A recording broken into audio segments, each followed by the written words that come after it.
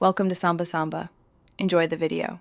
You begin by charging the Apple Watch until it reads at least 50% because a low battery can interrupt the pairing process. Once done, unlock your iPhone and make sure Bluetooth and Wi-Fi are enabled. Software should be up to date.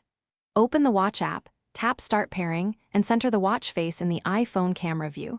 This creates a secure link quickly. If manual pairing is needed, choose that option and match the 6-digit code shown, so the devices recognize each other. Next, choose whether to restore from a backup or set up as new. Restoring saves app layouts and health data, while a fresh setup clears clutter.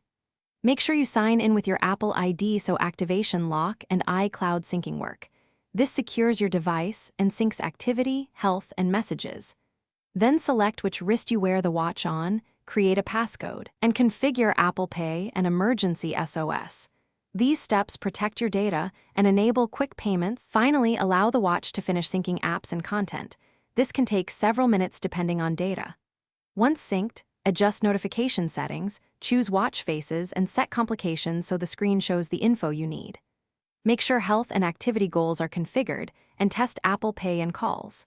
If something goes wrong, pairing fails, or syncing stalls, restart both the iPhone and the watch, toggle Bluetooth, then attempt pairing again. This simple reset resolves most connectivity issues. Thanks for watching. Consider subscribing if we helped you.